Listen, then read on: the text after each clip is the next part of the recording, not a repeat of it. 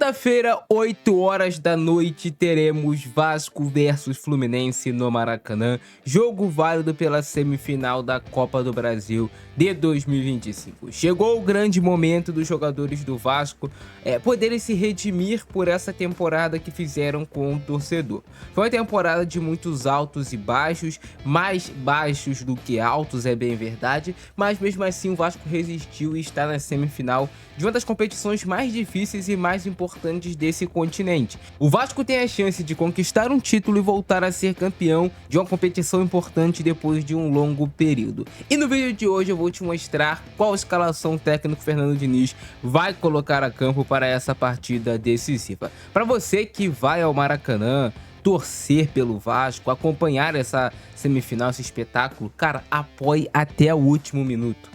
Cante do primeiro ao último minuto, não interessa se você já está sem voz, se você tá puto que o time não tá tão bem ali naquele momento do jogo, cante, apoie.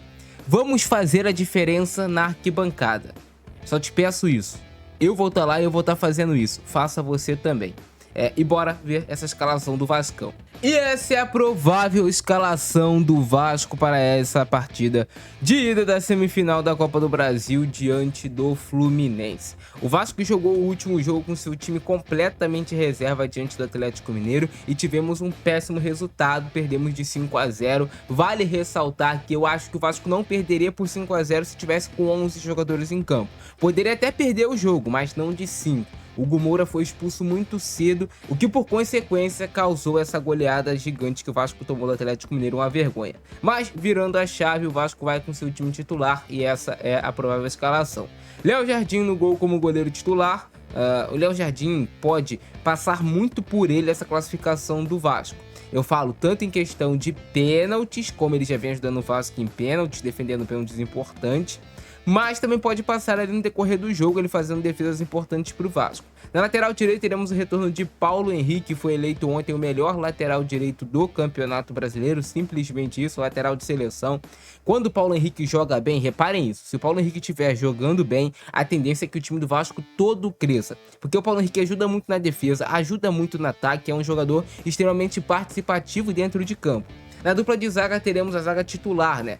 Carlos Cuesta e Robert Renan. A gente sempre torce para que ele jogue no seu mais alto nível, porque uma vitória do Vasco nesse tipo de jogo, até como foi no Campeonato Brasileiro, 2-0 em cima do Fluminense, passa muito por uma defesa sólida. E o Vasco não cedeu grandes oportunidades de gol para o Fluminense no primeiro jogo, somente aquela bola do Cano no início do jogo, que o Vasco até mesmo o Barros errou a jogada e o Fluminense recuperou a bola. Mas de resto, o Vasco foi bem defensivamente. E se o time estiver bem ajustado defensivamente, o Vasco tem meio caminho andado para conquistar essa vitória. Então é Cuesta e Robert Renan formando a dupla de zaga titular. Na lateral esquerda, o Vasco teve uma baixa importantíssima, que é a do Lucas Piton, que é o lateral de origem dessa posição que o Vasco tem no seu elenco.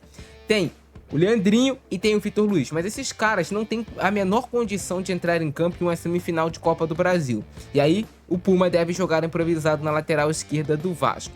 O Puma, jogando de lateral esquerdo, já fez jogos muito bons, inclusive até defensivamente ele já mostrou que pode ocupar bem essa função. Então eu tô confiando que o Puma vai fazer sim um bom jogo aí na lateral esquerda do Vasco. Lembrando que o Fluminense não tem o Canóbio, que está suspenso para esse confronto, o que significa que o Canóbio cairia ali nessa ponta direita em cima do Puma, teremos esse confronto, mas não teremos. Provavelmente o Fluminense deve jogar com Soteldo, com outro jogador aí para cima do Puma, Rodrigues. Mas o Canóbio não vai jogar. Já a dupla de volantes titular do Vasco será Cauã Barros, jogando como esse homem mais de sustentação, primeiro volante, muitas vezes entrando no meio dos zagueiros para iniciar essas jogadas de construção do Vasco, o Cauã Barros. E teremos o Thiago Mendes como esse jogador com maior liberdade, né, para chegar no campo de ataque, o jogador com maior qualidade técnica entre os volantes, para inverter corredor, o jogador também importante fisicamente para recuperar bolas. O Thiago Mendes tem um bom encaixe de pressão lá em cima, é um jogador que vale a gente lembrar, né, já que o Thiago Mendes está tendo essa liberdade para ir mais para o campo de ataque, que ele sempre teve como uma característica muito forte na sua carreira, um chute de média e longa distância forte que causa dificuldades ao goleiro. Então quem sabe não sobra uma bola ali na entrada da área para o Thiago Mendes e ele pode ajudar o Vasco até com gol, a gente sempre torce para isso. E do meio para frente, no seu quarteto de ataque, o Vasco terá novamente o Nuno Moreira como titular, jogando mais aberto aqui pelo lado direito, junto com o Paulo Henrique, tentando fazer essa dobradinha do Vasco se tornar forte, mas a gente se lembra que o Nuno cai muito para dentro para entregar esse corredor lateral para o Paulo Henrique. O Nuno é um jogador mais realmente cadenciado de meio, não tem tanta velocidade, mas pode também ajudar aqui o Paulo Henrique nessa ponta direita do Vasco. Lá na ponta esquerda o Andrés Gomes será titular, o que vai ser importante para o Vasco é o Andrés Gomes conseguir acompanhar as subidas do Samuel Xavier, mas causar aquela dúvida no lateral do Fluminense também, de que se ele for para o campo de ataque, tem um cara muito rápido, que é mais rápido do que ele, que tem muita força física aqui na ponta esquerda. O Andrés Gomes é assim, se ele inicia o jogo bem, acertando passe, até mesmo acertando finalização, ele fica mais confiante na partida e a tendência é ele fazer um grande jogo.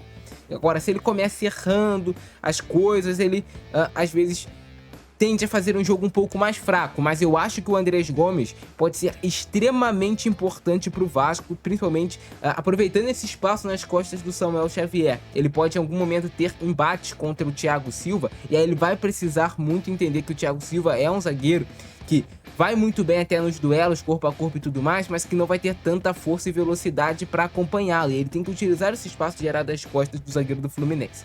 E no comando de ataque do Vasco teremos o Ryan como esse centroavante. A gente sabe que não é bem um centroavante, o Ryan tem muita liberdade para se movimentar pelo campo, assim como o Felipe Coutinho. E também passa muito pelo Felipe Coutinho o Vasco fazer um bom jogo. Se o Coutinho tá bem na partida, articulando o time, conseguindo fazer o Vasco ter posse de bola, sendo importante na hora de pisar na área, de finalizar, sendo importante também como essa liderança dentro do Vasco, o time todo cresce quando o Felipe Coutinho tá bem, isso é extremamente notório. É o jogador, a referência técnica desse time do Vasco é o Felipe Coutinho.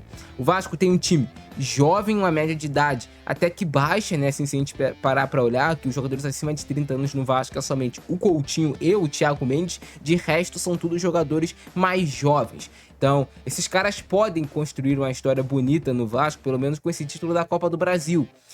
E aí, quando é um clássico, quando é um jogo de Copa, vai muito além só de qualidade técnica, de momento. O momento do Fluminense é melhor, mas vai daquela vontade a mais dos 110% de você entender que, cara, eu vou deixar toda a minha energia nesse jogo para que a gente consiga jogar uma final.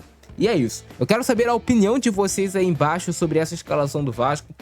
Tem 99,9% de chance de essa ser a escalação do Vasco titular no jogo diante do Fluminense. E você faria alguma modificação? Lembrando, o Vasco tem no banco de reservas, não tem grandes opções assim para mudar o jogo. As opções que o Vasco tem no banco é o David, o Matheus França, que são jogadores que sempre entram, o GB, o Verratti eu nem conto muito, porque para mim é um jogador que não tem muita condição técnica de atuar nessa partida.